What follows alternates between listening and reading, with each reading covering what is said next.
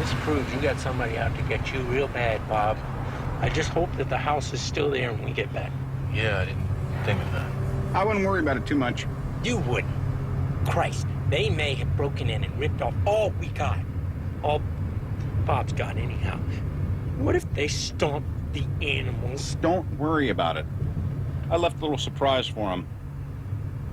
What? Yes, anyone entering the house while we were gone today will receive a little surprise. A little something I perfected early this morning. What kind of surprise? It's my house, Jim. You should ask me before you start wiring up my house. Why would you get so uptight about protecting your house from intruders? Why would you care? I'm just saying it's my house, that's all. You can't start going around booby-trapping my house. Okay. I mean, geez. Or as the Germans would say, Liza, which translates to be cool. Just be cool. So what did you do?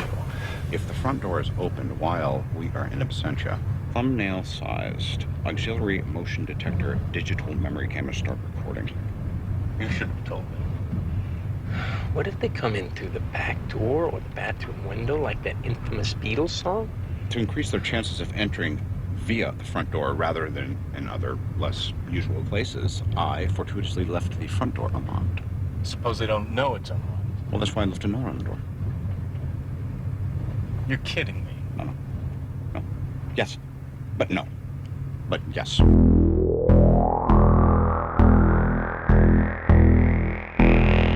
What is real? How do you define real? If you're talking about what you can feel, what you can smell, what you can taste and see, then real is simply electrical signals interpreted by your brain. Have you ever been in an institution? Cells. Cells. Do they keep you in a cell? Cells. Cells. When you're not performing your duties, do they keep you in a little box? Cells. This causes it. This causes it. This causes it. Information overload. All the electronics around you poisoning the airwaves. You are listening to the High Tech Low Life podcast, a cyberpunk media retrospective.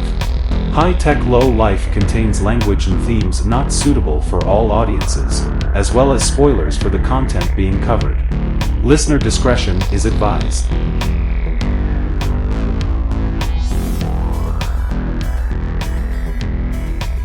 Welcome, everybody, back to the 60th episode of High Tech Low Life podcast with your hosts, Eric and Josh. My name's Eric.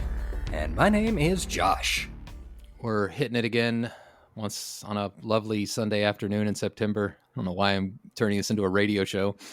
Traffic is fine. We're merely 6 days away from the 21st of September.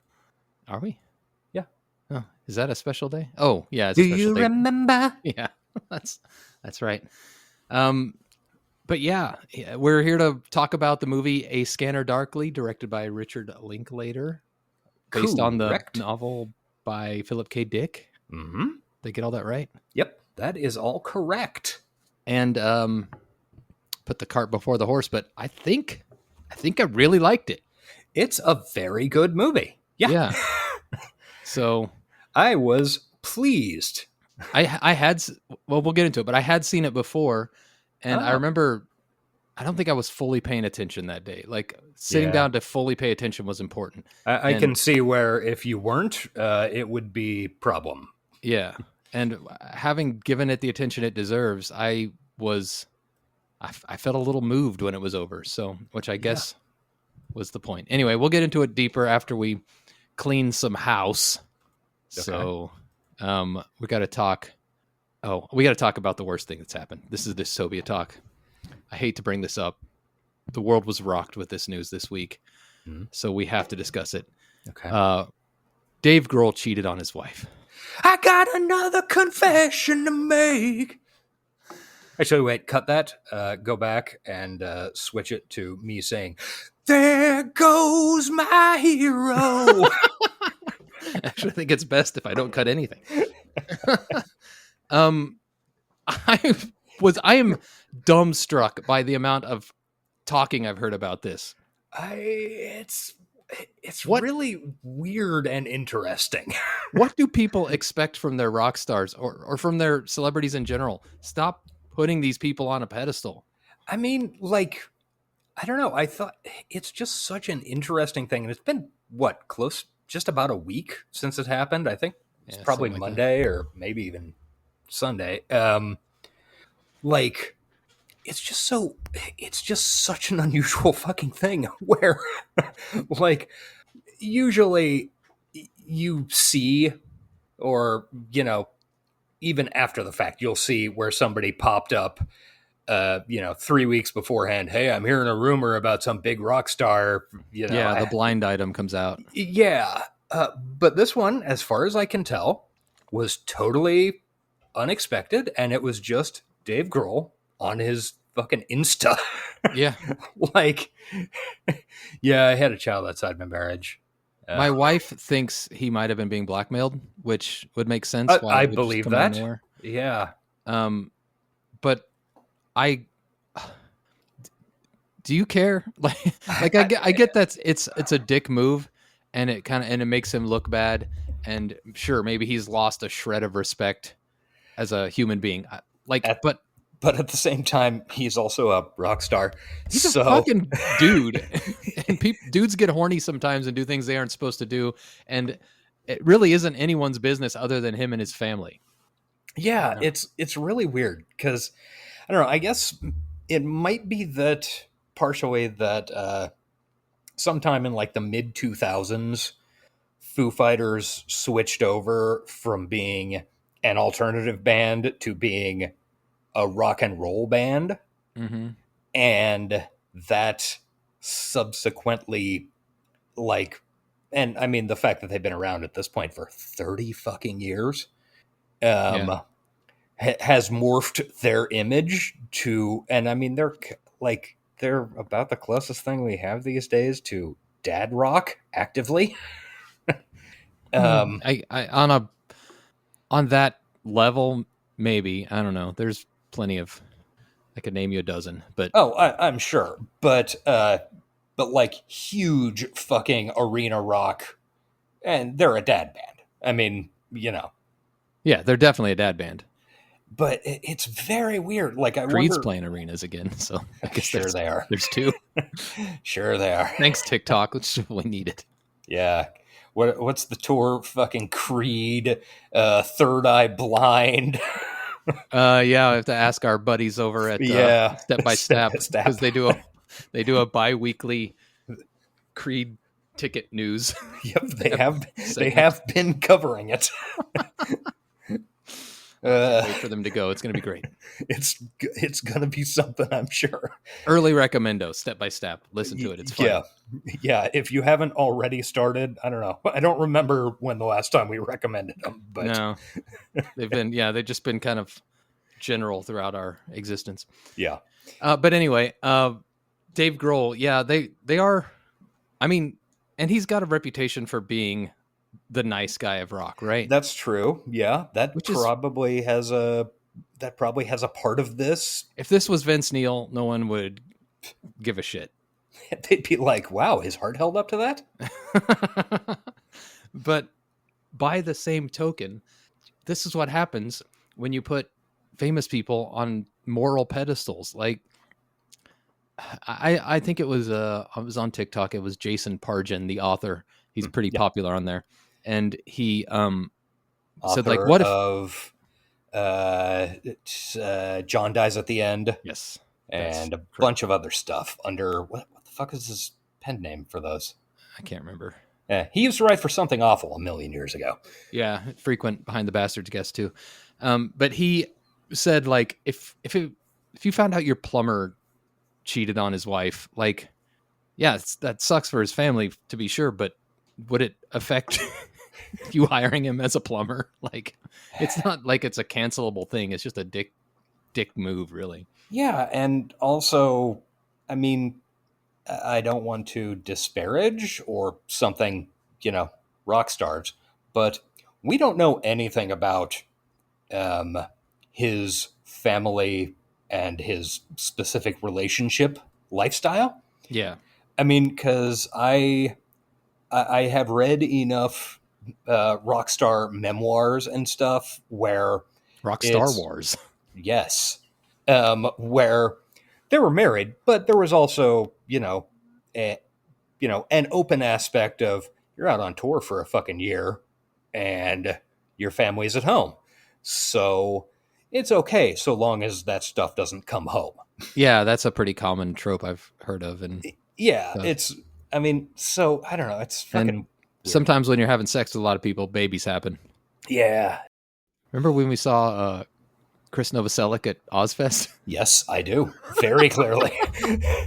Like, we didn't meet him, but it had to be him. It was 1000% Chris Novoselic. When you see that man, you know it. Was that 97? Something like that. In fucking the middle of Kansas.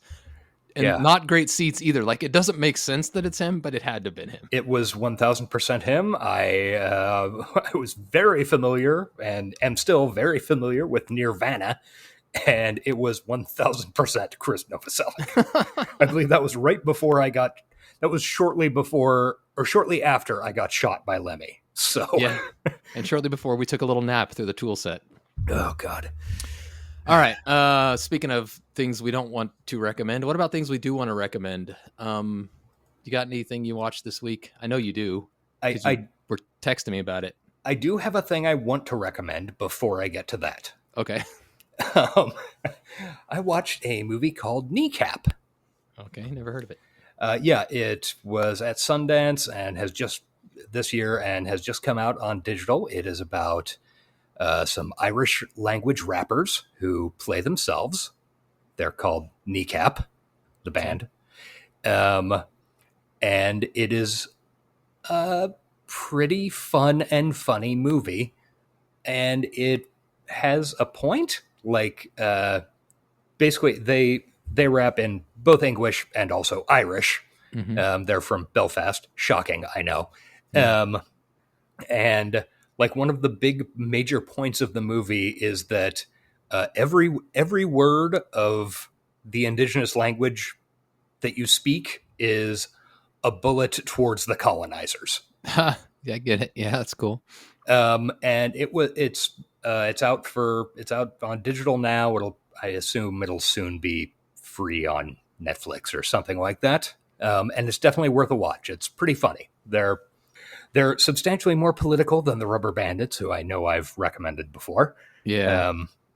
What about then Bono, the other small Irish musician that probably never heard of? I do not believe that Bono ever comes up in this movie, now that I think about it. Oh, that's too bad.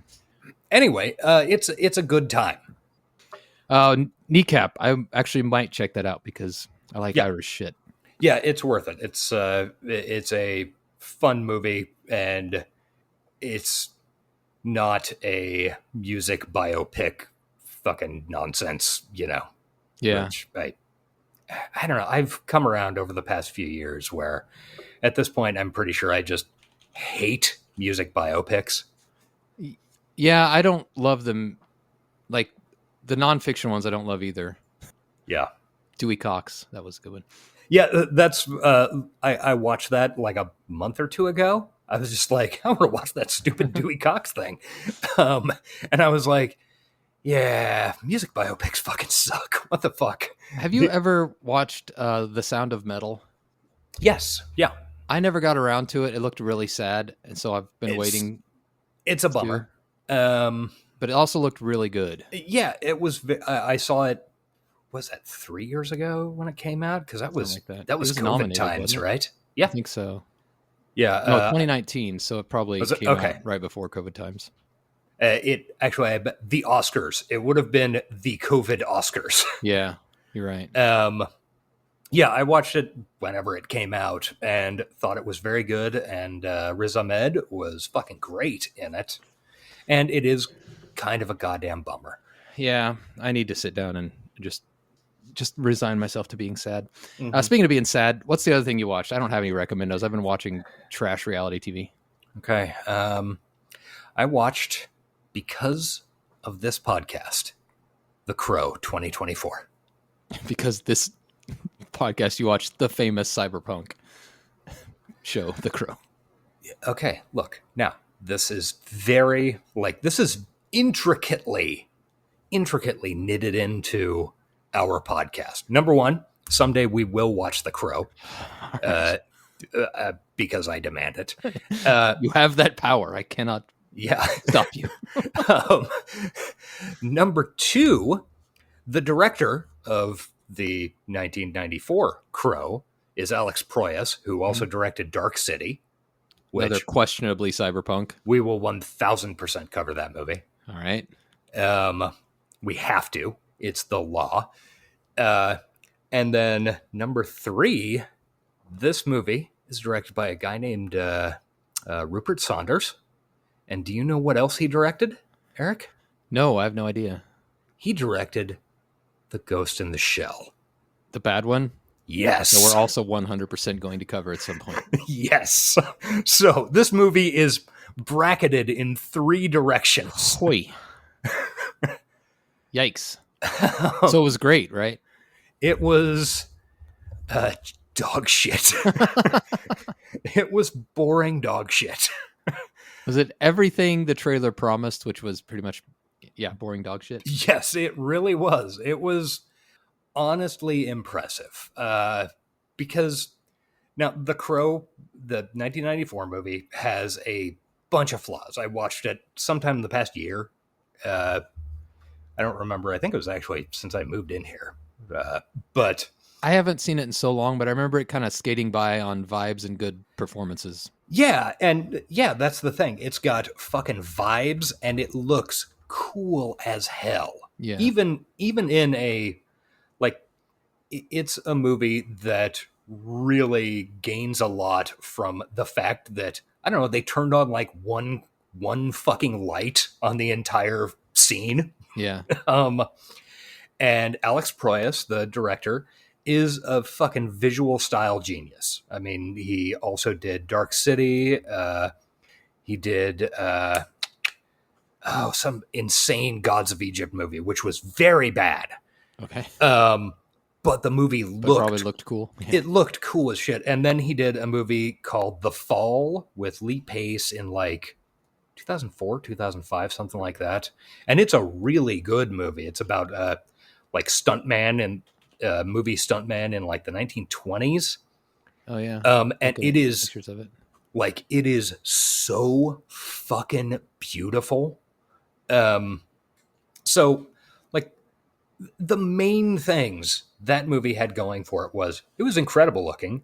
It had a fucking bang ass soundtrack. Yeah. And it had a bunch of performances which elevated some, I mean, really B-movie melodrama material.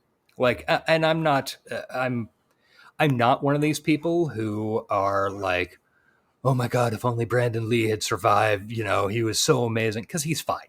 I mean, Yeah, but I do wish he'd survived. That's yeah, obviously. But it's not like he wouldn't have saved cinema. No. You know, he was totally fine and even like good at points. But like the performances in that movie that fucking really kill it are Ernie Hudson as the cop who initially investigates his murder and then spends the movie bonding with the little girl. Mm-hmm. And then like a whole bunch the bird. Yeah, and the bird. No, I meant that's the best performance. The bird is a great fucking performance. And Michael Wincott fucking chewing scenery like a crazy person. Yeah, we love Michael Wincott. Friend of the show. Yes, I would. God, I'd kill to have his fucking gravelly voice. Yeah. We could just have him on like just the roles of Michael Wincott. We could talk about the fucking Crow, Alien Resurrection, Nope. The Michael Wincast. Yeah, I'd do that. Anyway. Nobody would listen, but you'd have fun. This movie has exactly 0% of any of that. Like, it's got FKA Twigs. FKA Twigs turns in a totally okay performance. Does she? I mean, because in the trailer, she looked terrible to me. It's fine. They went to the trouble of hiring Danny Houston, who is an incredible fucking actor, and any movie you see him in, you go, oh, that's the villain, because he plays villains so often and very well. But they didn't give him fucking anything to do. I guess he's the devil? Apparently the devil. Yes. And then there's a knockoff Tilda Swinton who exists in the movie. And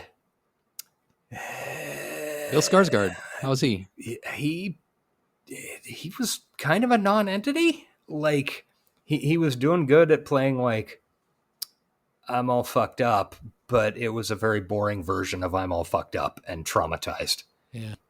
And like the only like the movie is lit so fucking flat. It looks like it was, for the most part, the movie is lit like it's a fucking sci-fi series or sci-fi channel TV show from like 15 years ago. Mm-hmm. And the only bits of visual style it has in it was where it's intercutting this fight scene with an opera that's going on. And even that, like, they don't do anything with it. It's like a million times worse than a fucking John Wick movie. I do not recommend it. It sucks dog dick. And go watch the 1994 version, and you'll be much happier with your life. Yeah. So sounds good. Anti-recommendo. All right. Josh, with the most shocking thing you've heard today. Yeah. The Crow 2 is bad. Or not even The Crow 2, whatever No, it is. The Crow 2024. Yeah. Yeah. Anyway, let's talk about a pretty good fucking movie. Yeah. Transition. A Scanner Darkly. Interesting, strange. I don't know. How do we start? How do we do this? Well, okay. We say that this is as we mentioned earlier, this is a movie based on a Philip K. Dick novel, directed by Richard Linklater. Came out in 2006. Mm-hmm. Stars Keanu and Winona Ryder and Robert Downey Jr. and a bunch of other people. Yeah. And it's a good movie. Surprising. Like, I mean, not surprising, I guess, but I don't feel like it got a great reception at the time. Yeah. It's really overshadowed by its rotoscoping, maybe. Yeah. And the rotoscoping is very cool and looks great. Just so weird. Just very weird. It's very weird. Like it like when I watched it, it took me a good like 20-30 minutes just to get used to it before I could sink into the world. Mm-hmm. Just because the whole time you're looking at like just the I guess you call it art, the details, like the shading and everything, it distracts you from the story being told, which is actually really good. Yeah. Yeah, it's weird, and I honestly don't know that rotoscoping was necessary to make a good movie. I think that it probably wasn't, but then you watch, like, when you're looking at the scramble suits, it's very cool looking. Yeah, I mean, that would have been difficult to do in 2006. And yeah, theoretically, you could do that with CG pretty easily these days. 2006, it would have been tougher, but and it 100. I mean, it's again going back to visual style. Boy, this movie's fucking got it. I mean, you can't escape it. You can't mistake it for any other movie. Its style score is going to be off the fucking charts. Yeah, even though everybody wears the most boring clothes known to man. I don't know, man. I want to see like the original. I want to see Robert Downey Jr. in some of those outfits he's in, like the actual shots of it, not the rotoscope version. Yeah, like the hats with the bill flipped up and the cargo shorts. Just not how you picture Robert Downey Jr. Well, not these days. No, you picture him in an Iron Man suit. Yeah. But yeah, it's like let me share one thing, and I think this is actually a compliment to the movie. I don't remember when I saw it last. It's probably been within the last 5 to 10 years, I would guess. And I was trying to remember where I saw it. And I thought I was in like a stranger's house where I watched it and it was just on. And then as I was watching the movie, I'm like, no, I'm remembering the fucking house that most of the movie takes place in. That's where I thought I had watched the movie because it had like burned its way into my memory. Well, and we lived in... Well, we lived in that house a dozen times, but I knew it was since then. I knew it was since I got married that I'd seen it. So I just, the scene, the background burned its way into my mind somehow, which I think is, I think it's a compliment to the film. It's,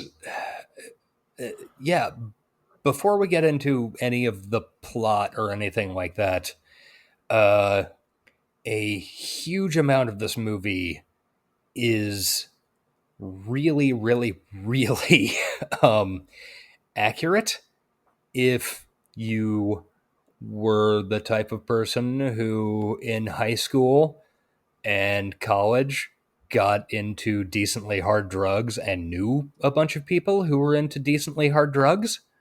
Like a bunch of the people in this and are people I know. Well, yeah, I mean, and it really manages to convey the vibe of burnouts and like even sort of that, not even drug burnout, but college burnout. yeah, You know, and well, yeah, people obviously go to work so they can have money, but they come home and get shit faced on some, you know, if it's beer or whatever, and you know that doesn't fuck up how you go to work, but that's what you're living your life for, and yeah, I agree. A lot of it. My biggest complaint about the movie, honestly, is that maybe too much of it is just showing people Dicking sitting around around. getting high, Yeah. jibber jabbering. Mhm. Because I think the plot was interesting enough, especially like what in this is like the last 15 minutes. Yeah. I feel like I've never read the book, but I was reading the Wikipedia article on it, and I feel like the last 15 minutes of this movie might have been more in the book. It was. Have you read the book? Yeah. Like, Sure. Yeah, I think I was reading it like literally 30 years ago when I was a freshman in high school. I remember that clearly. And yeah, I think the end portion of this book or of this movie is a little more of the book. But I feel like it deserved a little more to close out the story, and maybe we could have done with a little less just stoned arguing. But that really did, like you said, I mean, it felt I was not particularly in that culture, but I did dip into it at times, and it felt very familiar. Well, and you were I was friends with people who were in that culture. Yeah, and the vibes are terrible. This movie's vibes are terrible, but immaculate. Yeah. In terms of like, my God, we have one friend who is 1000% Robert Downey Jr. and another friend who is 1000% Woody Harrelson. Yeah. And Eric and I both know exactly who those people are. And if I said 3, 2, 1, we could name them, but we won't because we had a Rory Cochrane too, I'm pretty sure. Oh, yeah. Oh my God. Maybe that's why I like this movie, because it was my 20s. Yeah, it really is. I mean, and I don't know. It's we can discuss more about the movie, the end of the movie, when we get to the end of the movie. Yeah, let's start our recap. I think we've established how we feel. So it happens 7 years from now. I liked that trick, by the way. Yeah. It's evergreen. Yeah. In Anaheim. And Anaheim's fallen onto hard times. Yeah, you know, it's got some bad neighborhoods, same as anywhere else. True. So the first character we meet is Rory Cochrane, and boy, there are bugs on him. Fantastic opening. Like immediately, you're like sucked into it, and good use of the rotoscoping. This would be a hard scene to film without it. Yeah, Rory Cochrane is a character named Freck, and he is covered with bugs. They're green, probably aphids, and they do kind of look like aphids. Showers, he sprays himself with bug spray, nothing helps. And I think it's important to note off the jump that what I read in the Wikipedia article is that, well, I wrote the article about the book, I should say, is that everything in the book was experienced by Philip K. Dick. So most of these crazy drug shit they're going through is something that actually happened to the original author. I don't know how that translated to the movie. I don't know. Not that bugs is an uncommon drug thing. Yeah, this was as We discussed some in Blade Runner when we were talking about that. Philip K. Dick had a pretty debilitating speed issue, in part because, hey, what else are you going to do? And also in part because he had a goal of finishing like 70 pages of text to publish a day.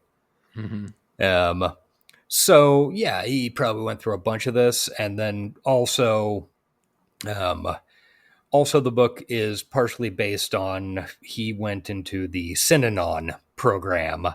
Oh man, really? Yeah, in the late 70s. Do you know what that is?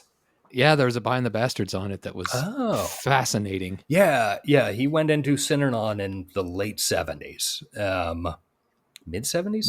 Not a good way to get clean. No, but it was kind of the option then. Yeah, I mean, from what I remember, it started a lot of the drug treatment movement, but it was bad shit. Brutal.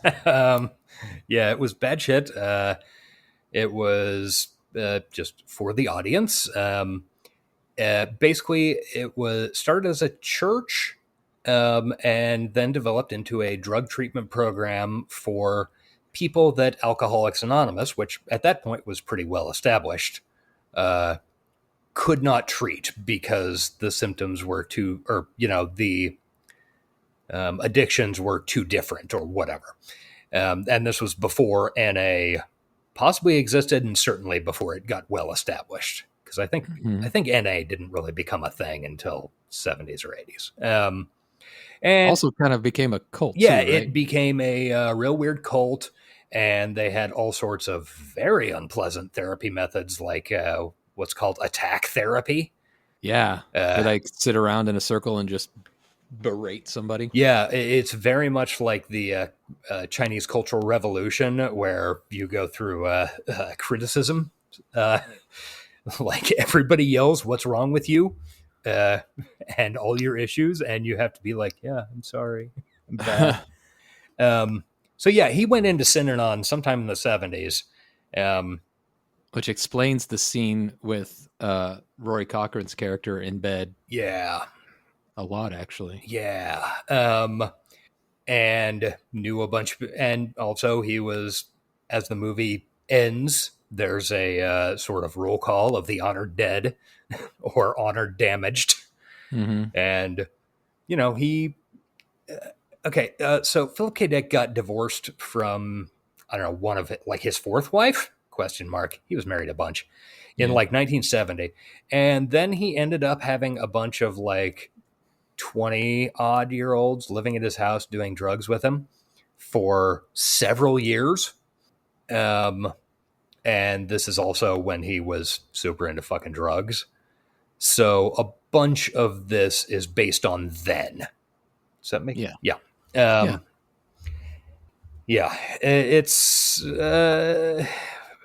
It's a really, really good movie. Yeah, I read that he wrote it after he'd gotten clean, and his wife at that time, basically he gave her a writing credit because she helped him get his thoughts together so much, and it was hard. It was a hard write. Yeah, I bet. Anyway. Okay. So yeah, bugs. Rory Cochran's got bugs. He calls Robert Downey Jr., whose character name is Ferris. I mostly just typed RDJ in my notes. Ferris on the. Yeah, is that what I said? IMDb. I thought you said Ferris. No, Barris. Yeah. Okay. I'm mostly refer to him as RDJ in my notes because that's short to type. And you're probably going to refer to Bob Arctor as Keanu, and you're probably going to refer to Donna Hawthorne as Winona. Yes, that's correct. So he calls RDJ to meet him at a diner, and RDJ says, "Bring the bugs, just so I can check on him." So then there's another scene, but we'll skip past that to get to the diner. They go to the diner.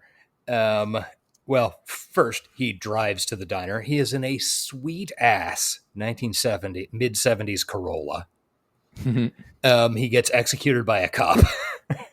Yeah, in his mind, but not really. It was just a hallucination. Then he and Robert Downey Jr. have a conversation at this diner. And Robert Downey Jr. is 1000% a chatty, half smart, druggy who is laying out conspiracy theories left and right and about how the lizard people blah blah blah, and is charming and completely filled to the top with bullshit. Yeah, absolutely overflowing. Yeah, but presents it in such a way like you want to believe him because he seems to know what he's talking about. and it's a charming version. Yeah. And he also I lays. wonder if RDJ had any life experience to pull from. Nah, I don't think so. Was he clean at this point? And Yes, this was. I think he was a couple of years clean at this point because I think it was right around 2000. Yeah. And this is just a year before Iron Man. Didn't Iron Man 2007 or was I think it 9? 2008. But Okay. yeah, pretty close. And we'll come back to that later. He also Robert Downey Jr. kind of lays out a plot or part of a plot in this movie that because he says to Rory Cochrane basically like, oh yeah, you're in like total drug psychosis from substance D. I mean, you've been doing too much substance D. And that's why you're hallucinating and all this shit. I mean, I do like a totally normal amount, but and I'm able to handle it. But and then they go on to this thing, and he mentions like how the only way to get clean is go on a new path, and then lays out this thing about how, I mean, not that I endorse that. I mean, it's an incredibly amazing. I have to respect it. It's the most corporatized version of evil you've ever seen. You know, they get people hooked on the drugs, and then they clean people up off the drugs. So it's really amazing. And that's the plot of the movie right there. Yeah, it is. And Which doesn't really come clear again until the end. No, not but he at does all. kind of lay it out in the beginning. Yeah, he really does. And then that's ignored for the next hour and a half. Yeah, it's kind of interesting. Yeah. And then there's a really fun conversation about how a character that we haven't met yet named Donna doesn't put out, and how to manufacture Coke from sunscreen. Yeah, I think something like that. It looked like sunscreen to me. So that was the first couple of scenes, and where we get introduced to Barris. Yeah, and to Substance D, which is the main character in the movie. Yeah, but going back a bit, we are at a bear lodge, which I guess is kind of like Kiwanis or Moose Lodge. Moose Lodge, you know. My stepdad was in a Moose Lodge when I was a kid. Fucking Better Business Bureau, that type of shit. Yeah. They had a shuffleboard. Yeah, nice.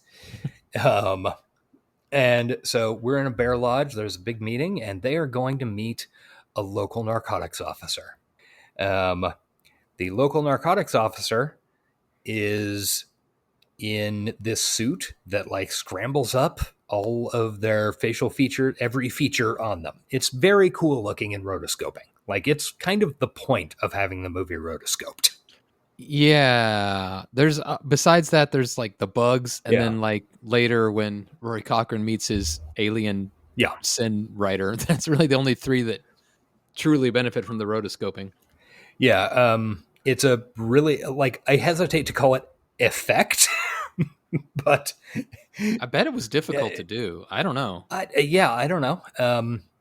It's really neat because you see, like, you know, half the face will be, you know, one person, you know, one completely different person from the other half. And then, you know, it's all switching out like, you know, second to second.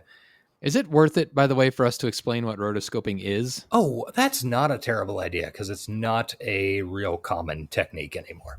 Yeah. It's kind of where animation got started though, right? I don't know. Flip books? Well, yeah, true.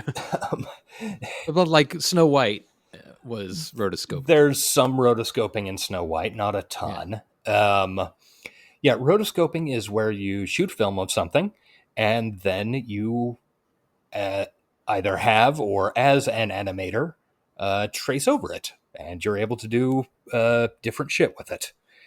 For example, some of the most famous rotoscoping is in the Lord of the Rings and Hobbit animated films from the Yeah. 70s. Ralph Bakshi used it a ton in like American Pop. Christ. It's another thing that was recently talked about on Behind the Bastards. That podcast is just Really? coming up in this episode. Why in the fuck did that come up? It was about not Ralph Bakshi, but one of the people that worked on his movies. Very famous artist who like mass manufactured paintings for boomers. I can't remember his fucking name off the top of my head. The fucking Thomas Kincaid? Yes, Thomas Kincaid was a bastard like 2 weeks ago. Yeah, I saw that. I had no idea he had worked on any of Bakshi's. He was on Fire and Ice or whatever. Oh, that's a weird fucking movie. Yeah. Add it to the Patreon list. Huh. I did not listen to that. Yeah. So you take an image, you trace over it, like frame by frame. And in this movie, they don't actually do that. They did some of that, but there's also a lot of digital work going into it because it was shot digitally, and then digitally traced. And it provides a really interesting, it's a really interesting way to make an image look. I mean, I don't know. It's yeah. In the early days, it was a way to get really human looking movement out of your animation. And now it's more of a novelty in this case. It does lead to some real uncanny valley stuff. Yeah. But that's kind of the idea. Like it's a movie about drugs. Most of the characters are on drugs. In this movie, that's the point. Yeah. I mean, like we say the only reason to have rotoscoping is like in this movie is the scramble suits, but really it's to just generally add to the unreality of it. Yeah. Yeah, I think you're right. I hadn't thought about that till this moment, but I think you're absolutely right. In making it like, and also like a thing about rotoscoping is that you can cut down on as much detail as you want. Like, because say there's a scene later where somebody's in a kitchen. Okay. Mm-hmm. You are not noticing the wood grain on the cabinets like you would be if you were watching a movie. Now, even if you weren't consciously noticing watching a photographic image, you would see the wood grain on the cabinets. Mm-hmm. In this movie, that doesn't exist. It's just an outline with the cabinets are brown. Yeah. And that partially allows the movie to be more everywhere every time. It's not as nailed down. It's God, I want to say more anonymous, but that's not what I'm trying to get at. More generic. I get what you're saying. More everything. I mean, yeah. I get what you're saying. Also, like if they want to express something more, they can draw it in some scenes and not in the other, or whatever they want. Also, do you think Woody Harrelson's hair is real, or do you think that's fully added? We can talk about it when we get there. I could not tell you, and I'm happy with it. I love it. So we're gonna meet this narc, and this narc we find out in the scramble suit is Keanu Reeves, and Keanu Reeves is mostly in this movie when he's in the scramble suit shot from the exact same angle and distance that Robert Downey Jr. is when he is in the Iron Man suit. That's true. It is exactly. And like the lighting is the same. It's the same blue lighting. Yeah. Wow. Think they borrowed it? It is exactly the same. I'm not I don't know. I'm not Photoshoppy or anything, but you could put two screenshots right up next to each other. And the only thing missing from the Keanu thing is the hood. The HUD stuff. Yeah. And what's his name's voice? Yeah. Paul Bettany. Yeah. So he gives a speech to the Bear Lodge about how Substance D, aka Substance Death, is a real problem. 20% of the population is addicted. And there's only one company helping. That's New Path.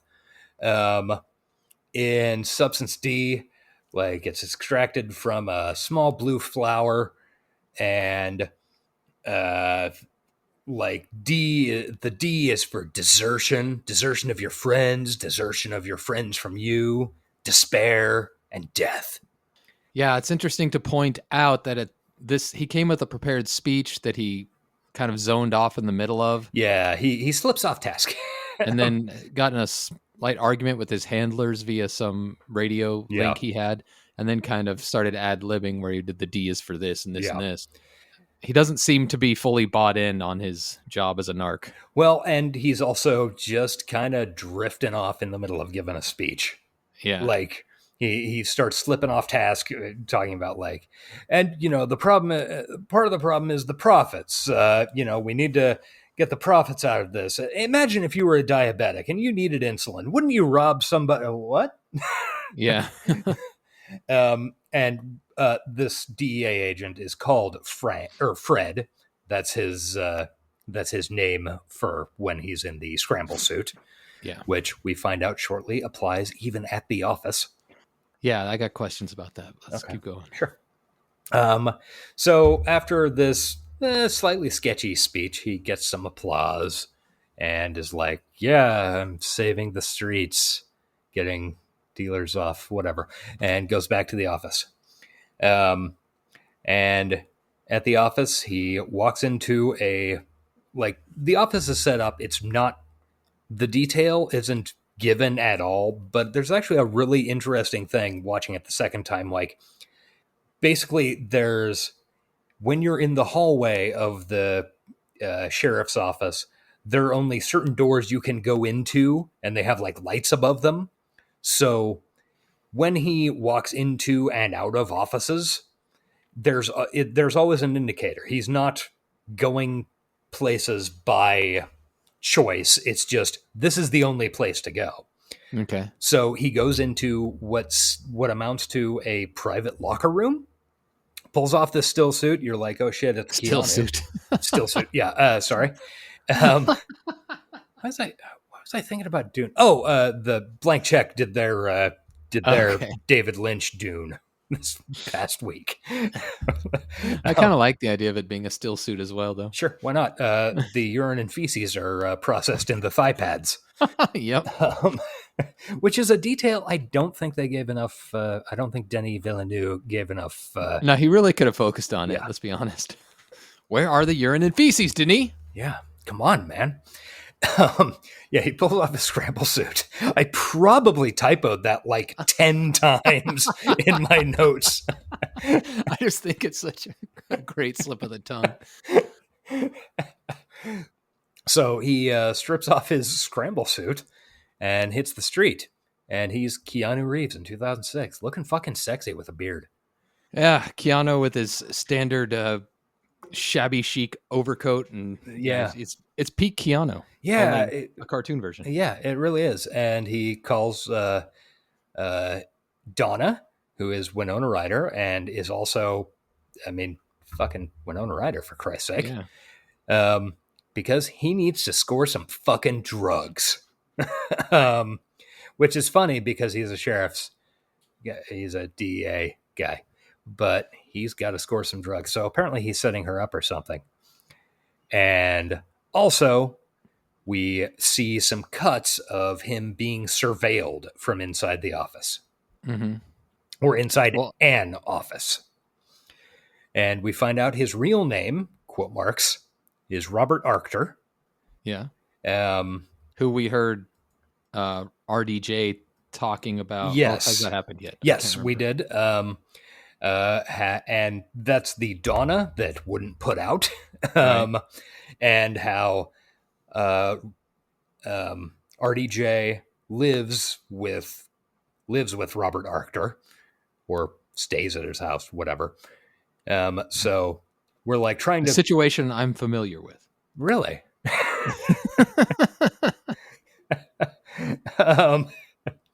When you're in that lifestyle, a lot of people basically live in your house. They drift in and out. Oh, they might not get mail there. Yeah, they might not get mail. They certainly don't pay rent. So, then we... Okay, one of the things about this movie that the rotoscoping and animation kind of helps with, question mark, is there are a bunch of scene transitions and stuff that you wouldn't normally see, and a bunch of sequencing you don't normally see in a good movie. which Richard Linklater he makes good movies. Like, and I don't think we've mentioned his filmography. Previously, he did Dazed and Confused, also with Rory Cochrane. Big one. Yeah, that's the big. Well, that's who I knew Rory Cochrane from. Jesus, I was like, who? Well, you also know him. You and me and nobody else know him from Love and a 45. Oh, yeah. So there are a bunch of things like there are a bunch of scenes that are sort of out of order. Like, okay, so Keanu walks out of the office in street clothes, calls Donna about a drug deal. Then the next thing with Keanu, he's back in the office in the suit as Fred. And he's in a meeting with his boss, Hank, who is also in a scramble suit. And there's another little bit that we get to that points at the meta plot. I don't know. Where he mentions how everybody's surveilled all the time these days, except for places at New Path, which is fucking weird, and that doesn't seem fair. Yeah. This is, I guess, as good a point as any to... This is when he's basically describing why they're all wearing the suits, right? Yes. I almost called it a still suit. Yeah. And I guess I don't fully get it. Like, the idea is to be anonymous even to the people you work with. Yeah. I think it's... I'm pretty sure that part of it is to confuse even Keanu himself, Bob. I don't know what his character name is, Arctur. I know, I don't know. It's just it's a cool effect, and it's probably the most cyberpunky part of this movie, honestly. But I don't really get the point of it. It really is the most cyberpunky part of the movie, with the exception that they don't emphasize in the movie very much at all, which I recall being it's much more emphatically addressed in the novel that everybody is being surveilled all of the time. Okay, that could have used some more. Yeah, they didn't lean on that, and I could be misremembering, but that's one of the main things I remember from the book. There's a constant sense of surveillance. I mean, all you really get is that one little shot where they're watching him make that drug deal. I feel like they should have done a little more of that. Yeah, we see a few other shots like that, but they're just very momentary, kind of glanced past. Mm-hmm. So yeah, they didn't emphasize that very well, I guess, and that kind of wasn't the point, I guess, of the movie adaptation. But it's probably an important part of the world building. Yeah, it really is, and that's why the scramble suits are a thing. Yeah. So that, it comes back to the who watches the Watchmen thing. Yeah, and the Watchmen don't want everybody to know who the Watchmen are. Kind of like how anymore fucking SWAT and DEA, all those guys 100% of the time when they're in fucking uniform wear goddamn balaclavas. Yeah, and getting their information even through FOIA is nearly impossible sometimes. Yeah. I don't think it was this scene. I think it was later when he was introduced to his own surveillance pod. Yeah. That Frank, his boss, Hank. Yeah. Okay, sorry. Tells him that he's not high enough on the payroll to know. Yeah. His real identity, Fred's real identity, and that only people higher up. So there is somebody that's giving orders that knows who's who, but they never really come into the film. So let's see. Yeah. So we go back into the office. Fred's having a meeting with Hank, and we have a short discussion about the characters we've met, including Fred. Well, but including Bob. Hank and Fred are talking about Bob as though he's a completely separate person from. Yeah, this is confusing, Fred. But yeah, it's going to be a little confusing to talk about. I got the impression, maybe from what I read of the synopsis of the book, was that in the book, Fred doesn't know that he's Bob. Yes. Like there's a separation between him as the cop and him as the burnout. Yeah. But in this book, he does seem to, or in this movie, I mean. Yeah. Well, he seems to at the beginning. Yeah, true. He does. Well, they flat out state why. So yeah, go ahead. So they have a discussion about all the characters we've met, including Bob, and like how Hank thinks that there's some sort of greater criminal conspiracy involving Bob and Barris and Luckman, who we'll meet in the next scene. And you know, they're trying to work their way higher in the drug supply ring. You know, standard investigative stuff. Standard narc shit. Yeah. So then we cut on over to Bob's house. Bob's there with Donna. And RDJ rolls in with a stolen bike, which is, and also Woody Harrelson, who is playing himself. Yeah. Seems like it. Himself in a horrible wig.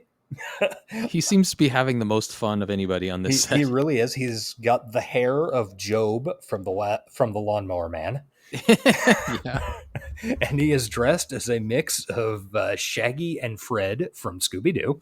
Mm-hmm. And he is... But he's fully Woody. He is fully Woody Harrelson. He is very excited to go rescue the orphan gears from this bike that Robert Downey Jr. bought for $50. It's an 18-speed bike, but it's only got 9 gears, so that doesn't make sense.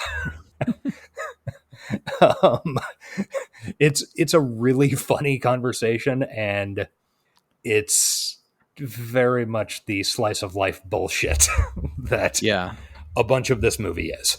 Nothing to do with the plot, very much setting up who these people are, and anybody who's lived in that world absolutely understands the conversation. Yeah. It's fun. God damn it. Something like that had to have happened to us at some point. I can, like, as far as I know, there was not a single bicycle ever on, no, but somebody coming in with Street, but some bullshit they bought or found. Yeah, exactly. Then a 30-minute conversation coming up because of it, and then a call to action as we all get hyped up to run. God, I'm certain there was never a bike there, but I can 1000% picture our Woody Harrelson showing up with something like that and being like, dude, so very dumb.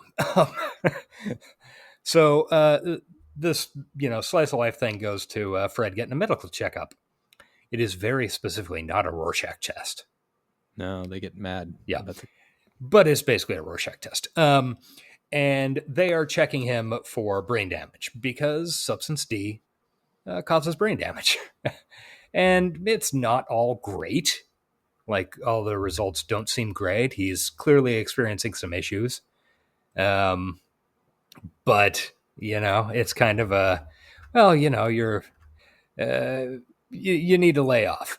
Oh, and I think it's right in here that we get the first application of a line that's going to come back again and again in the movie, which is when someone is asked, like, how much they're doing of anything, the automatic answer is not much, not that much. Yeah. Which is, like, you also in life hear quite a bit. And is also the cry of the gambler, like, up, but I'm a little up. I mean, I budgeted for it, so it's okay. Yeah, it's fine. I'm a little up. Now I'm feeling called out. Sorry. So he has his medical checkup. Things aren't great, but they let him go. It's like, this isn't cool.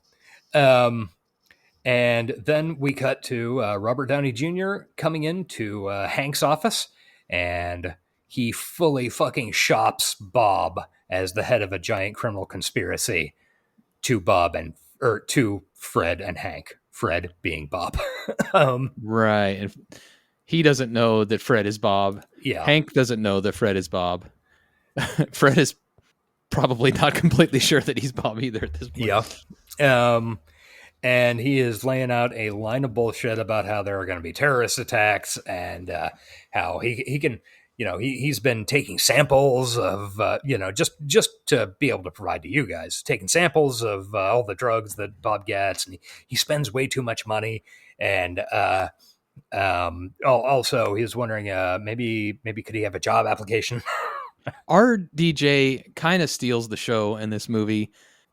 He really does. He's so goddamn good. Like, it's so funny the way he talks, and then like he'll point out little things completely off topic, like a fucking person on meth probably actually would.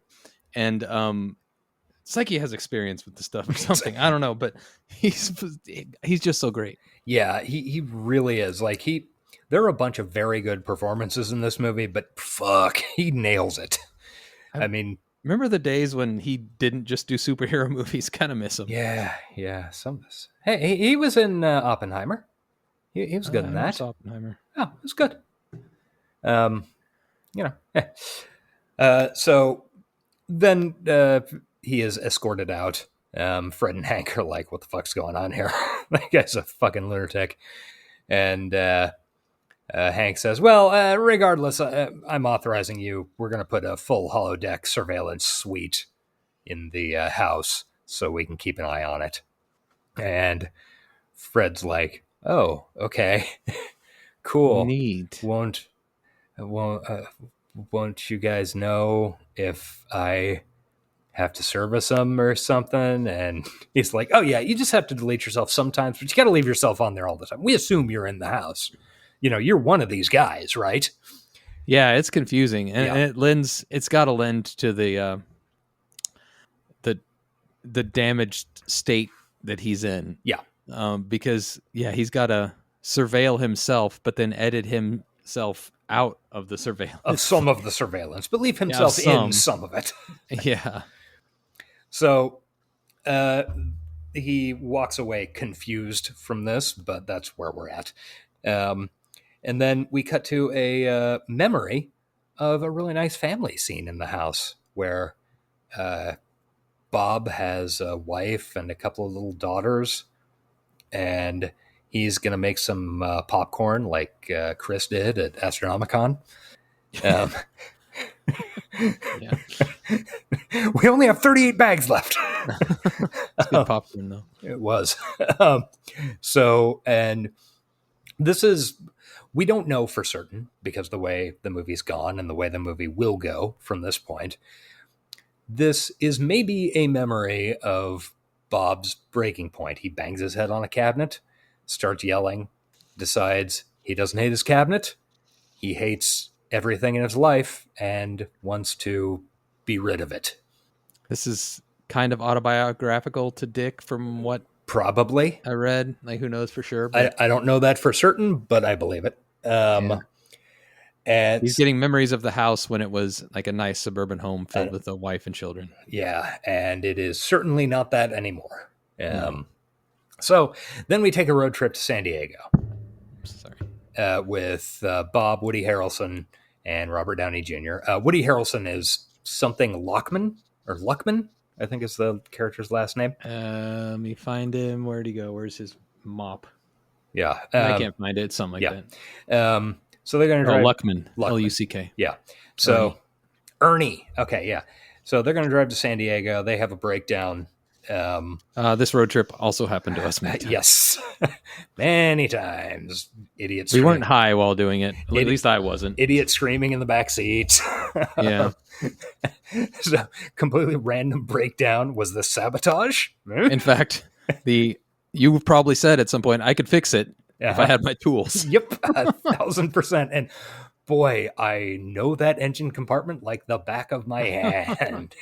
Yeah. It is a small block powered 1976 to 1989 Chevrolet full size.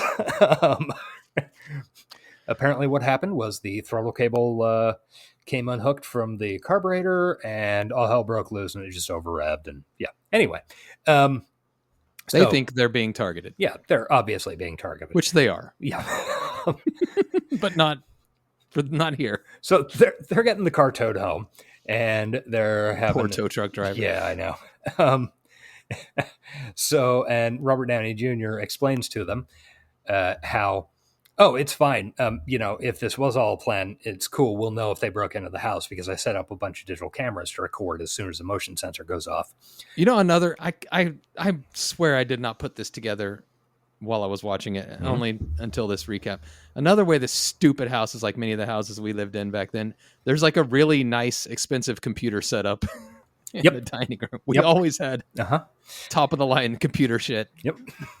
In our fucking rundown drug houses. Yeah. Yeah. We live in... There wasn't any drugs being taken place in because I was against that. But they would get stoned and then come to the house. or get like really apocalyptically drunk. Apocalyptically drunk, yes. Yeah. It was very much that. Like, well, yeah, sure. We're the only fucking DSL. We're the only house with DSL within 6 blocks. Exactly. But also we have 5 people passed out on the front porch and in the lawn. One of whom shit their pants.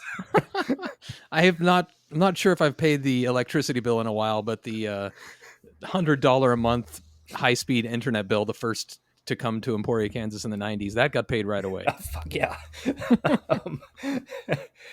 So Robert Downey Jr. rigged up cameras to record everything while they're gone if a motion sensor goes off. And he also, so at this point, you as the audience are thinking, oh shit, is he going to catch the DEA placing their own cameras? And he rigged this up. It's a genius idea, which this really sent me down a memory rabbit hole. Like Woody Harrelson says, well, what if they come in through the back door? And Robert Downey Jr. says, oh, that's no problem. The back door's locked. I left the front door unlocked, so that's where they would come in because that's the only motion sensor I had. Well, how would they know to come into the front door? Oh, I put a note on that said it was unlocked. Yes. I really feel like I was in half of that conversation, probably a dozen times. Like, this doesn't make any goddamn sense, and you're an idiot, but okay, let's roll with it. It goes on forever, too. Did it happen? Did it not? Nobody knows. Even Woody Harrelson seems annoyed with it. He is. Like, did you do this or not? Come on. Yeah. It's funny. So they get to the house.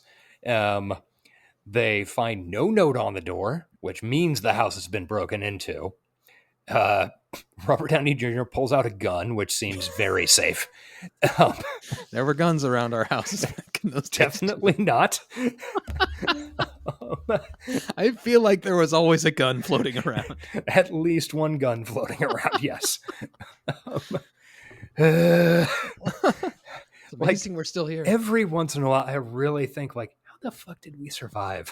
I don't know. It's like, maybe we didn't. How did even a couple of us make it out of there and not locked up or fucking anyway, so there's also a half-smoked joint in an ashtray, so that must have been planted. It's still fucking warm. So, and then there's another really fun run about, well, maybe we should just sell the house. I mean, if they planted drugs in here, we'll never be able to find them all. So maybe we should just sell the house. And how do we the drugs could be a selling point because there's walls. How do we sell the house? People always want to know why you're selling a house. Well, we put an ad in the LA Times, and it's a 3-bedroom, 2-bath, with high-grade drugs stashed throughout all rooms, included in the sale price. People are going to want to know what kind of drugs. And then Donna appears out of nowhere. She smoked and took a nap because she has to smoke to go to sleep. She found a note on the door that said, come in, and it didn't say when you guys were going to be back, so she just took a nap.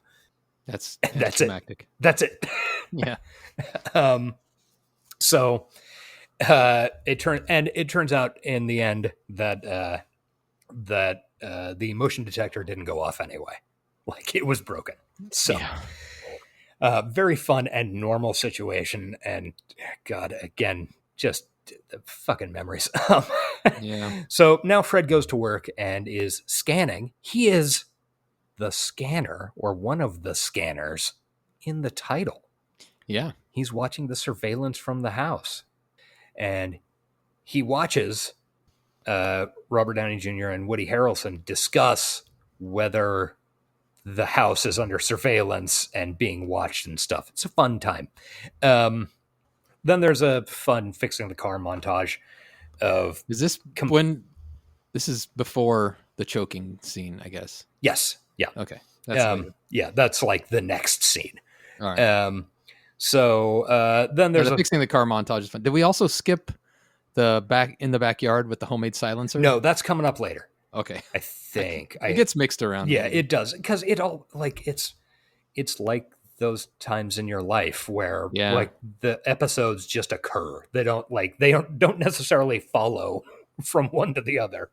Just things happen. If you weren't a burnout in your early 20s, maybe you went to college. Maybe you did things with your life. I envy you, but maybe you don't identify with this movie quite as well. And I honestly did not think about it until this recap, but that's probably why it struck me so hard. It has such horrible and accurate vibes. Yeah. Like, you're sitting there going, man, these people, I was sitting on the couch right there. Like, the only thing missing is cinder blocks. Yeah. Shitty, ratty couch. Yeah. Pulled out of a dumpster. Jesus Christ.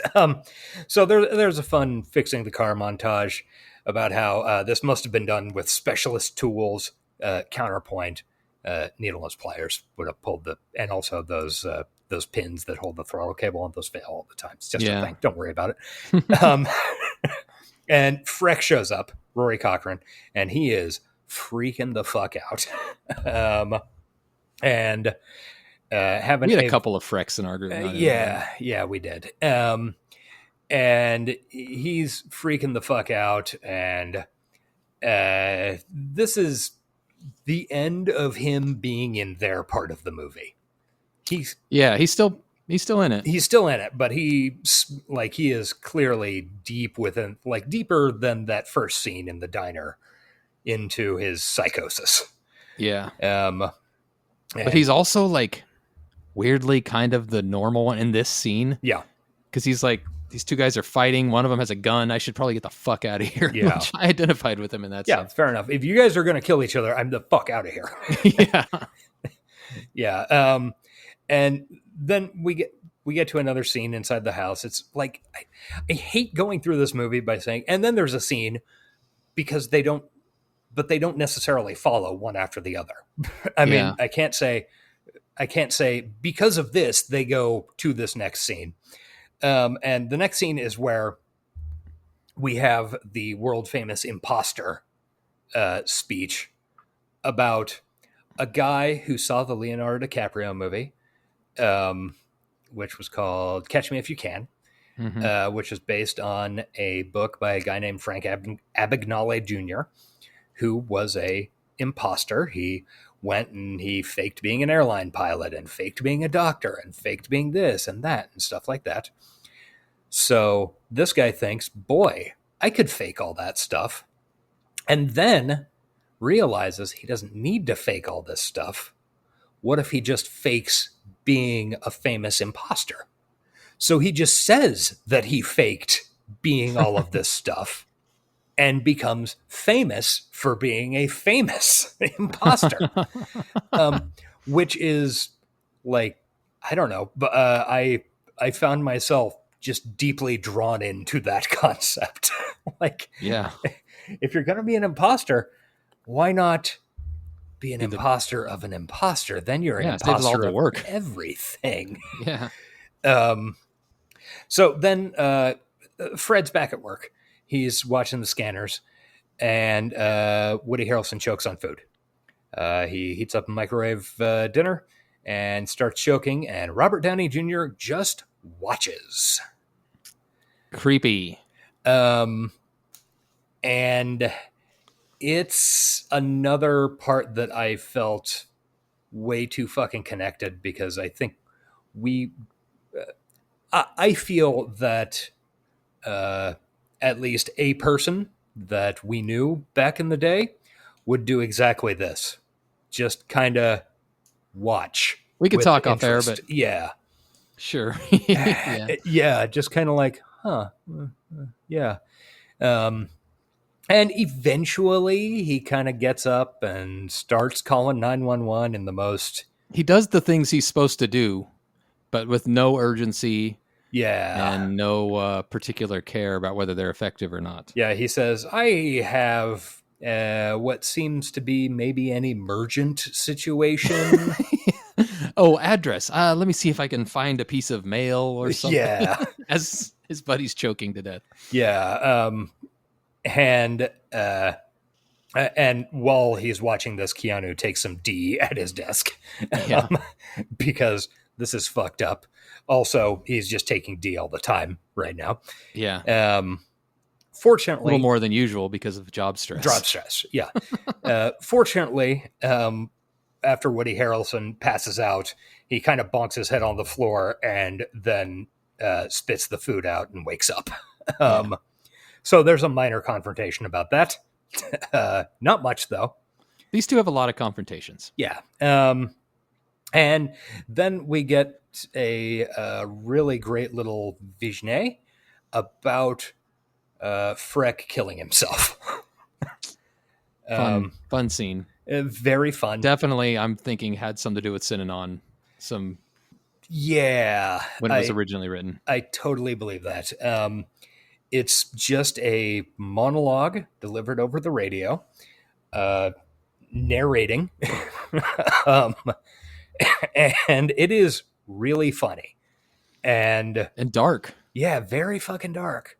I've got the quote here, like if you'd like me to. The whole thing? Whole thing. Actually, I was thinking about including that one in the intro, but Oh, there's okay. so many good ones I want to put in the intro, so I don't know. All right. If you want to read it, go right. ahead. We're already at 90, by the way. All right. Freck turns on the radio. Charles Freck, becoming progressively more and more depressed by what was happening around him, decided, finally, to off himself. There was no problem in the circles where he hung out in putting an end to yourself. You just bought a large quantity of downers and took them with some cheap wine. The planning part had to do with the artifacts he wanted found on him by later archaeologists. He had spent several days deciding, much longer than he had spent deciding to kill himself. He would be found lying on his back, on his bed, with a copy of Ayn Rand's The Fountainhead and an unfinished letter to Exxon protesting the cancellation of his gas credit card. That way, he would indict the system and achieve something by his death over and above what the death itself achieved. At the last moment, he changed his mind on a decisive issue and decided to drink the pills with a connoisseur wine instead of Ripple or Thunderbird. So he set off on one last drive over to Tiny's Liquors, which specialized in fine wines, and bought a bottle of 2001 Azalea Springs Merlot, which set him back almost $70. Back home again, he uncorked the wine, let it breathe, drank a few glasses of it, tried to think of something meaningful but could not, and then, with a glass of Merlot, gulped down all of the pills at once. However, he had been burned. Instead of quietly suffocating, Charles Freck began to hallucinate. The next thing he knew, a creature from between dimensions was standing beside his bed, looking down at him disapprovingly. At this point, a green creature with 100 eyes and a long flowing robe opens a scroll. And starts reading his sins. Including theft of toenail clippers. Punched your baby sister. 1 billion lies. It's if I saw that somewhere just on YouTube, I would consider it one of the greatest things I had ever seen in my life. Well, that sequence is very much on the level of what was that? What was that animated thing from, I don't know, at this point, fucking 20 years ago? My anus is bleeding. Oh yeah, oh fuck yeah. What was it called? Shit. What's the guy's name? Yeah, he's done credits and stuff for other things and other movies. Don Hertzfeldt. The Rejected cartoons. Rejected. Yeah. Yeah, I can see that. And also it does a really good job of showing what these people are. Like, he wants to make an impact, so it's a protest letter to Exxon about his credit card being canceled. Exxon, who definitely deserves to be protested for a number of reasons, but it's because they canceled his credit card got canceled. Yeah. And the fountainhead is his big yeah. Yeah, that's his moral statement. Right. It's like, come on, dude. It's truly like the sequence has honestly nothing to do with the rest of the movie. No, it's just great. But it is incredible. I mean, him going to the liquor store, buying an $80 bottle of wine. Yeah. As he gets his sins read to him over 1,000 years, but at least the wine was good. At least the wine was okay. A connoisseur's Merlot. They don't specifically say it, but he does pop up later in the movie. Yes, so he does not. He has no more lines or anything, but he does appear at the end. Then we go to Fred walking down the street. Then we get the real star of this movie showing up. It's Alex Jones. Oh God. He is. The movie ages pretty well, except for this. Yeah. He's shouting on a street corner about how New Path is selling the drugs and then stealing people's souls and cutting off their dicks or something. And then he gets black bagged and tossed in the back of a van. God, if only that would happen IRL. Yeah. And this was just about 2006. That was pretty close to the last moment where Alex Jones existed as he should have been. Just a rando, because Alex Jones at this point had been doing his thing for 10 years. It's like an AM radio guy. Yeah, public access TV in Austin, then AM radio, as just sort of you got abducted by lizard people, let's talk about it. Yeah. That type of thing. And this was I think it was probably 2008 or so that he really the internet blew him up big enough that he could make a whole bunch of money by saying really in the Trump era, bad shit. Yeah. Really brought him in. Yeah. And then he was sued for everything he's ever earned and will ever earn. Yeah. So that's pretty cool. Yeah. Maybe, I don't know. Maybe it'll get taken. One can hope. Yeah. So he ends up, Fred gets picked up by Donna in the car. They have a discussion about Barris being a paranoid fucking weirdo, and Donna doesn't like Keanu when he's around Barris because he starts getting fucking weird. Yeah. Which he clearly does. You could see in the tow truck scene, he's easily roped in by Barris. Well, and also it's a thing that I know that I do where I'm like, this person is obviously off the fucking edge. Oh yeah? Really? This is what you're and you just sort of play into it. Yeah. And I don't know, it's not necessarily a good habit for not a good thing to develop, but it leads to fun conversations. The assumption is you don't get completely drawn into their shit. You have to keep that separation of this person is saying crazy bullshit. So you just kind of go, really? But if you're on large amounts of psychotropic drugs, then things get twisted. Yeah. Yeah. We skipped over also one of my favorite lines.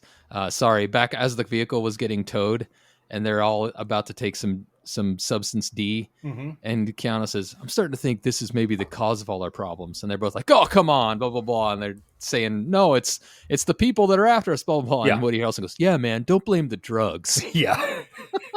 Yes. That was very funny. So, he gets picked up by Donna. They're talking about going on a date to a concert, and they go back to her place. And they have a little. They drop some D, drink a little tequila, and he's trying to kind of make a move. And then she has. I'm gonna suggest that possibly at some point Winona Ryder has had some contact with people who do coke. because the way she delivers some of these lines is fucking chef's kiss. Like, I do a lot of coke, and I have to be really careful because I do a lot of coke, and so you have to leave my body alone because I do a lot of coke, so I have to be really, really careful about it. And so she's not into making out, so Bob takes off, and they have a little more talk about how, like, how much do you do? Not that much. And she fantasizes about moving north to like just some cabin in the woods and chilling out after they get clean, and it'd be a great time. Which is that's a very real life thing. If you hang out and listen to junkies long enough, it's like, I'm going to get clean. I'm going to fucking move up north. Just get a cabin, disconnected from it all. So then we cut to Bob in different clothes. With a chick at his house, whose name we'll find out, ? Is Connie. They do some D. She gets the D. Yeah. And we see a couple of flashes as he's rewatching his performance on the scanner at work. Yeah. That maybe she's Donna? She might be Donna. Hard to tell. We got flashes of her in bed, too. Yeah, and he's looking at the scan, and it appears to be alternately Connie and Donna. This was confusing because we're seeing through his POV. So is it actually Donna, or is it him not being able to discern the two women? Yeah, it's very cool and normal, and everything is going well for Bob. So he gets called. He gets called in for another checkup. Did you notice what he's getting a checkup on? Mm-mm. The machine is like a little thing on the side of it says VK Mark 1. So it's a Voight-Kampff. Oh, nice. Yeah. So he gets checked out by a Voight-Kampff machine. They're different doctors than the ones he met earlier, but then suddenly they become the earlier doctors. Yeah. And there's basically they're telling him, oh yeah, you've really slipped now. You're way more depressed than you used to be.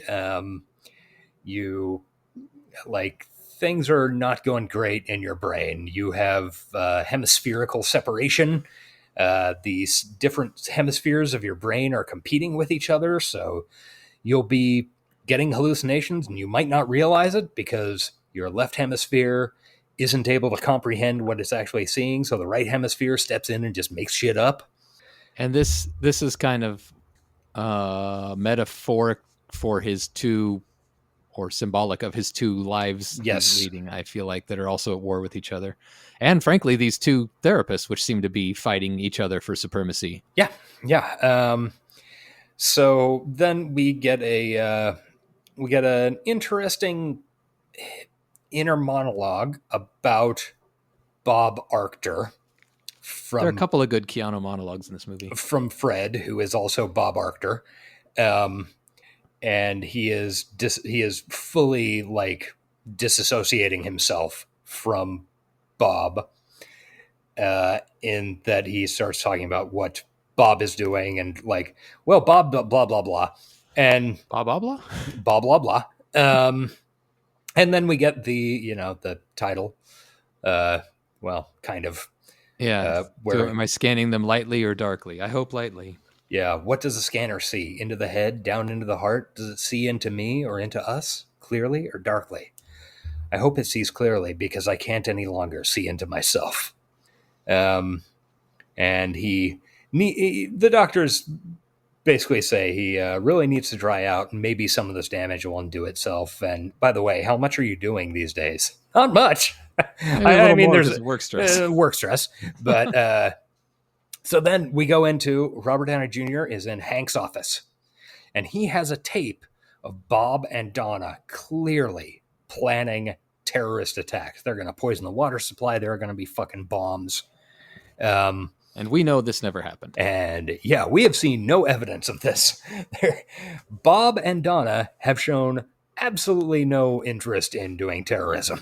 They like to get drunk and get stoned and, well, not fuck, but lay on the couch and talk. Yeah. Maybe fuck, depending on who that girl was. Who knows? So then Robert Downey Jr. is taken into custody for his own protection and to give him cover, because we're going to look over these materials very carefully. And we need to, make sure you're safe, and, we'll charge you with providing fake evidence just to give you a cover. But it turns out that the whole thing was faked on the home computer, all the recordings. Yes, deep faked. And Hank knows this, and obviously fucking, yeah, but we knew the whole time that Bob and Donna weren't shit. Yeah. I mean, this whole operation was just to get to Barris and, move up the ladder from him, because he's connected to some real creeps. Yeah. And this is where the movie starts to become complicated. Yeah. So, after this, after Barris, or after Hank talks about how, Barris needs, Barris was the one they were really watching, he pulls out Fred's medical report. And it says that he's, quote, completely bonkers. Yeah, you're fucked, bro. Yeah, maybe 2 brain cells left, just a bunch of weird electrical storm going on.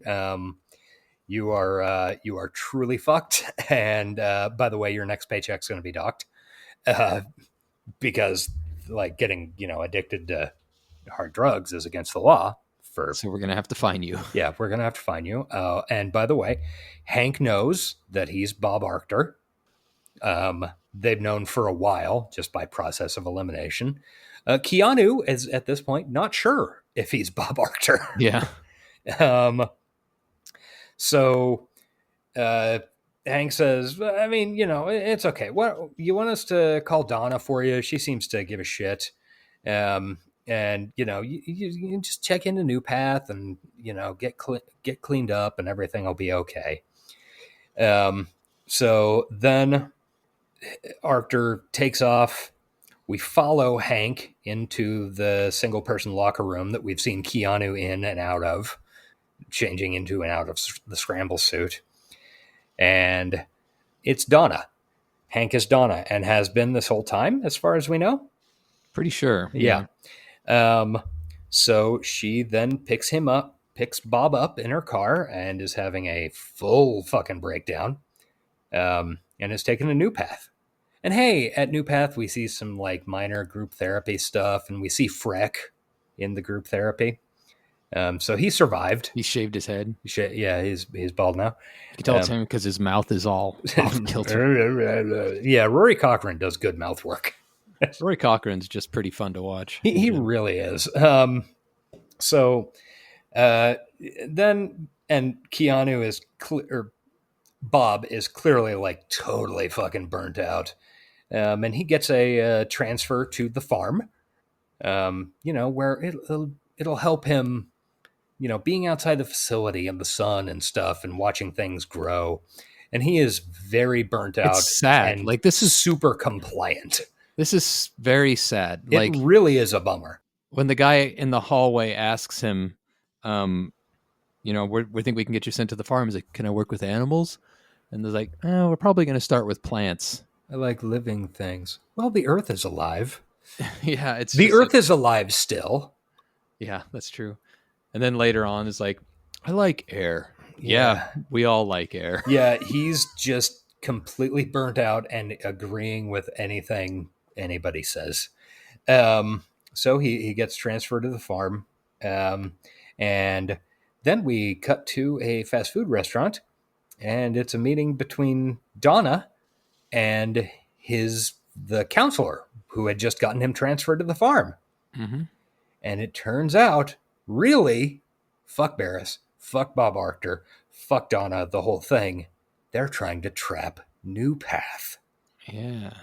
So they took Bob Arctor, burned him out completely to get him through the door of the operations. But while meanwhile, beating this undercover cop training into him to get him subconsciously trained. So Their only hope is that at some point he has enough of the instincts left to be able to figure out what the fuck is going on. It turns out that in these fields, that Bob Arctor is theoretically taking care of corn. I mean, it looks like corn. Under the corn is the blue flower that Substance D is extracted from. And some instinct of his says, let me pick up a flower and I can take it to my friends at Thanksgiving. So he does. Well, they told him to get Donna flowers early on in the movie. His therapist, he's like, these how do I blue get flowers? Donna? They said there's these blue flowers that grow everywhere. Like they've been subconsciously training him the whole time. And the payoff, like I saw it coming pretty obviously, but it didn't make it any less of a fucking bummer. Yeah, of a bummer, and like I mean a good payoff. Like it was very effective. Yeah. Like I mean, yeah. Like as soon as Arctor walks out the door and the camera stays on Hank, you're like, okay, we're gonna get the Hank reveal. It's gotta be Donna. Like that's the only other person that matters. So you pretty much see that coming. And then once he's in the field, you're like, I mean, once they showed him getting transferred to the farm and like the little cells they keep them in, New Path is a terrible corporation that's like creating slaves for itself. Yeah.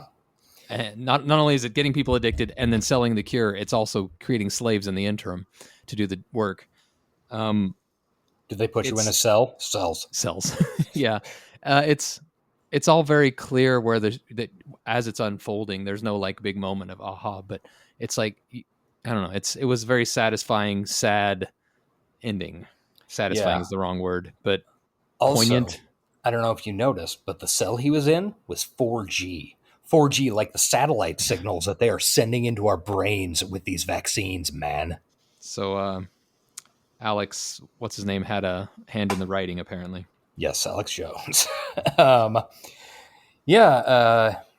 And then the book ends with he retrieves a flower, sticks it in his sock to present to his friends that he'll maybe see at Thanksgiving. So that'll maybe be the thing that breaks New Path. And then there's an epitaph to the book about how this whole thing is for the future.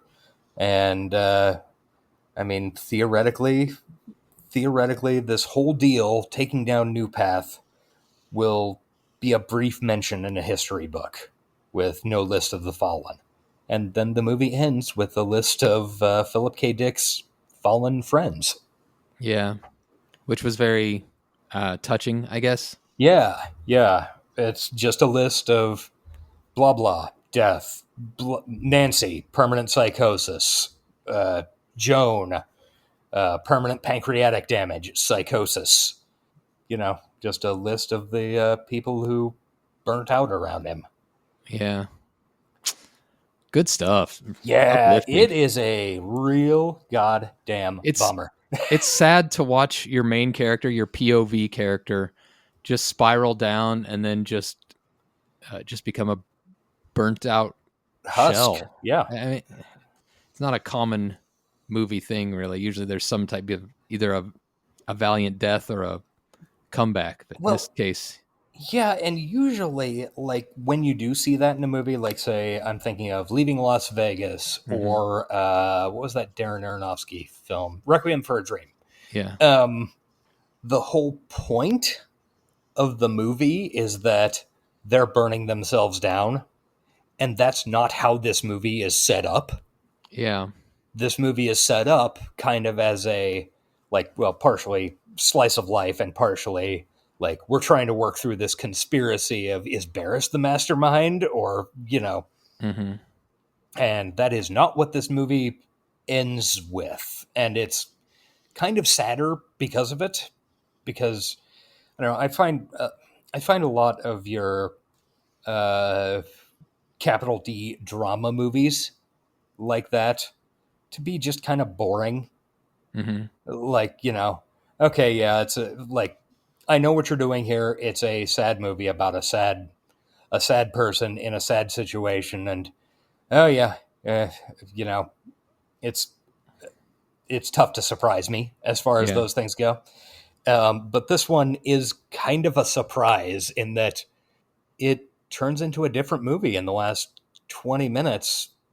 It's not disconnected though. They were building to it. They really were. It just suddenly, kind of corner of your eye, the movie switches and you're like, yeah, this whole thing did lead to this, even though it wasn't telegraphing that. It just felt like you were watching a bunch of dope fiends sitting around fiending. Which is a totally reasonable thing to have in a fucking movie. Yeah, plenty of those movies out there. See Slacker. See Clerks, for God's sake. Yeah. I liked it. It was there was something else I was about to say, and it's eluding me. Nope, it's gone.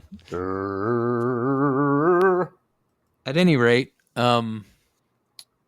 check it out if you haven't seen it, we just spoiled it, but it's good. It's a bummer, but it is really good. I'm not. Oh, I remember what I was going to say. God damn. It's not really anti-cop or anti-corporate, but yet it also kind of is. Like, the cops are not the good guys. Even in his opening monologue, Keanu says, this isn't how you help people on drugs. This is how you make more people on drugs. And Keanu basically at one point says, like, he's only doing this because if somebody else were doing it, they would do it worse. They would do it worse. It's like a fix it from the inside type of situation. Yeah. And so it's not really pro-cop. It's definitely anti-corporate with New Path. It's not a super cyberpunk movie, but it feels very cyberpunk. Yeah, it feels just about as cyberpunk as Do Androids Dream of Electric Sheep? Right. It's Philip K. Dick. It's from the other direction. Like, yeah. I definitely think it belongs on this show. Like, even it definitely had high tech and low life too. You can't deny that. So, it was I can't say it was a joy to cover, but it was entertaining to cover. And All Banger Autumn continues. Yes, All Banger Autumn continues. Oh, nope. Damn it! I'm on a new page of ratings, and that's gonna be difficult. Oh no. What's this one called? A Scanner Darkly? Yes, A Scanner Darkly. Let's rate this motherfucker. What do you say? Okay. The first one is Story. Very good. Yeah. Not super complex, but well told. So I'm gonna go just to get out in front of it. I really it had been long enough since I read the book that all I remembered of it was like, yeah, there's a whole bunch of fucking surveillance shit. Mm-hmm. And it's one of Philip K. Dick's druggy novels. So I'm going to get out ahead and go 8.5 on the story. I really like the way it was built, even though it was built in a nonsensical fashion. Yeah. I'm going to go a little lower. I'm going to go 7.5. Just because I feel like it focused on the lifestyle a little too much and could have done a little bit more on the actually getting the point across. But it's a minor quibble. I think that's totally fair. And I honestly wonder how people who didn't have the experiences that we did, how they would like watch this. Like, would it just be annoying? Because I kind of think it would just be annoying. Yeah. And even our experience didn't have like the accompanying psychosis that this one has. But Influence. We're covering the movie, not the book. I don't think the movie, it didn't do that super well. No, people found it just kind of off-putting. It did very poorly. I actually have data on that. Oh, let's hear it real quick. I forgot was going to mention that at the beginning. Oops, I closed that window. 1 second. Okay, so as I recall, it opened the 7th of July, 2006 at number 26. Oh, damn. Yes. It cost $8.7 million to make, and made in its box office lifespan $7.8 million. Oh. Also, that same weekend, Miami Vice was at number 10. So wow. we'll cover that eventually. Yeah. So yeah, not a huge success. I don't know. Was there any cult following afterwards? Not I mean, really. The movie kind of disappeared, which is unfair upon rewatching it. I remember, like, I don't know, and it must have easily been 10 years ago now. I remember it did, like, get shown at Alamo Drafthouse in town, and I was like, oh, I should go see that, and then didn't. But You think it was overshadowed by some of the other drug movies of the time? maybe. I don't know what else. Like Requiem for a Dream wasn't too far after that, and I think Requiem from a Dream was like 2002. Oh, was it? I thought it was later than that for some reason. Yeah. And then what were the Ewan McGregor ones? Those were Train Spotting was 96. I guess that was that long ago. Yeah, it's a great movie. It has literally nothing to do with our show, but we should watch it anyway. Man, I thought all those things came out around the turn of the century. Maybe that's just when I watched them. No, yeah, but it must be. I think. Here, let me see. Requiem for a Dream. Anyway, I'm gonna go with a 2 on influence because I don't think it had any. Yeah, it's low. I'll go 1. I'm only giving it a 2 because I know somebody had to have seen this. Oh, Requiem for a Dream is 2000. Well, it's closer than why did I think it was like 2010 or something? I don't know. Couldn't tell you. Prescience. Well, I just seconds ago took a dose of Substance D, so I'm going to go high. Yeah, I'm wearing my still suit right now. Yep. I don't want the podcast audio to pick up my actual voice. Yeah. I think the prescience is not too far off. Like, I mean, I don't know. It's really interesting and just this second when you said prescience, it occurred to me that like 2006, this was deep within the Bush era, and surveillance, the Patriot Act. Like definitely. that is 1000% why this movie got made at that point. True. It's I don't the know. Surveillance state has gotten worse. The drug situation, it's not Substance D, but it's fentanyl. It's gotten pretty bad. Yeah. And the cops have gotten bad. The corporations have gotten bad. I mean, I don't think it's that far off, honestly. No, I don't either. The tech isn't that far advanced that it isn't something that couldn't exist soon. So I'm gonna give it a 8. I think that's probably fair. 8, yeah.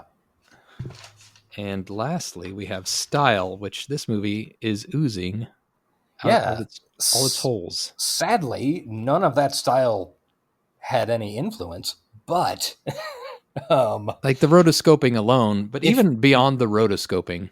Yeah, if you want to, like, I don't know, it's a really interesting way to do a thing, because this movie, without the rotoscoping, would be extremely boring to look at.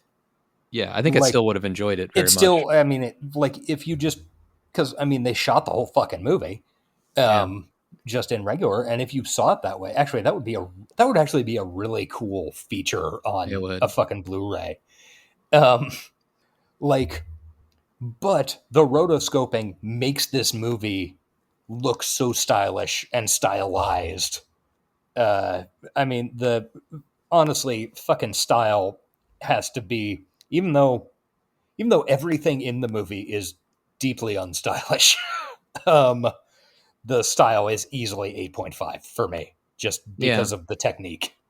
Yeah, and you think about the suits, that's a very cool style, and like the weird infinity alien dude. Yeah.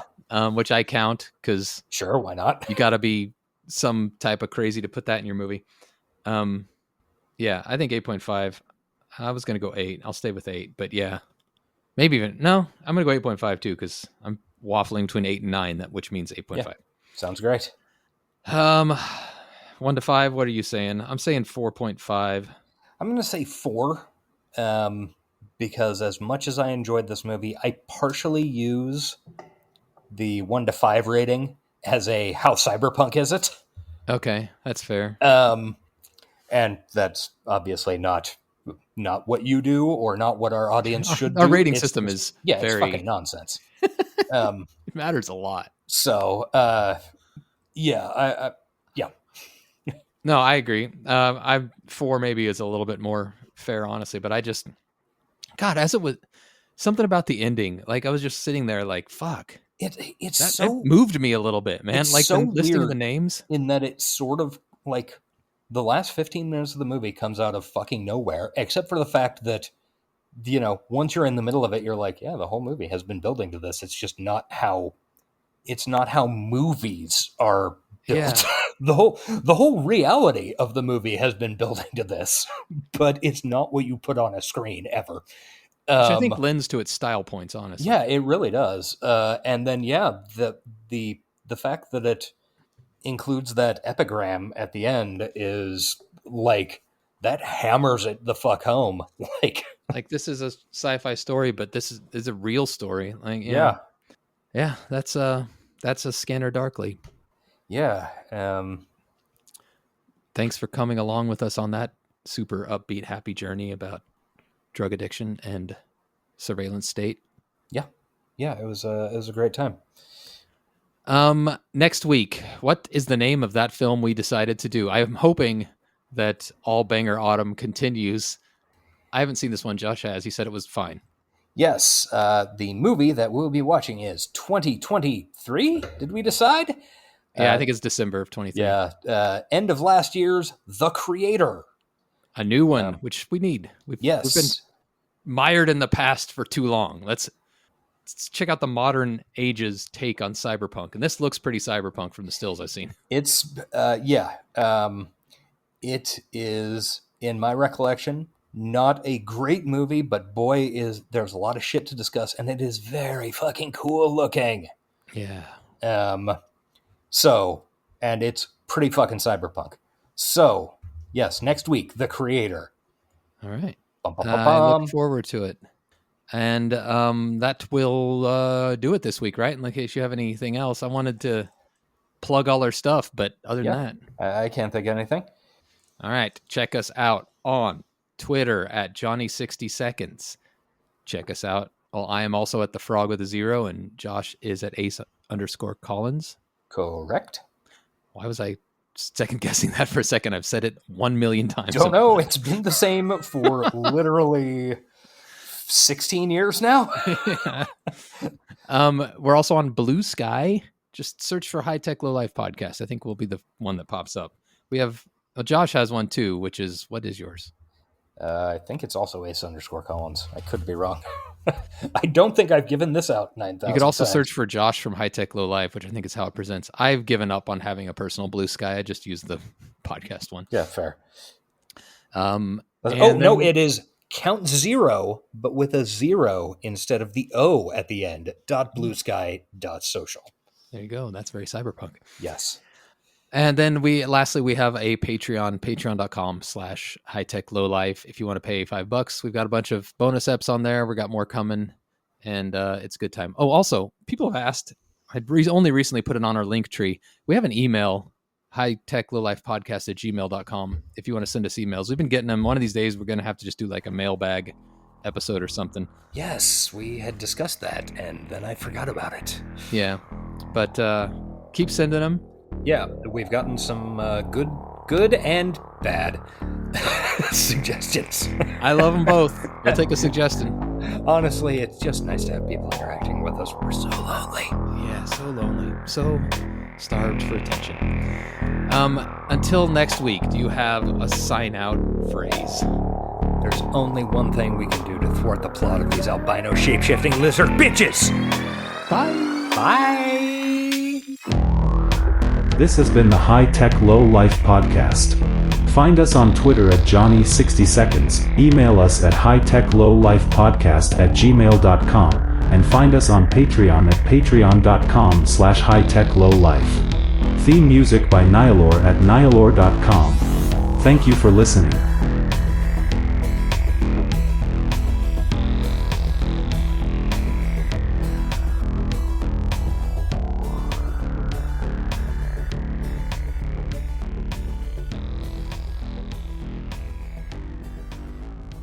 Keep it moving. Come on, what are you waiting on? Let's go. They're trashing our rights, man! They're trashing the fluid data! They're trashing!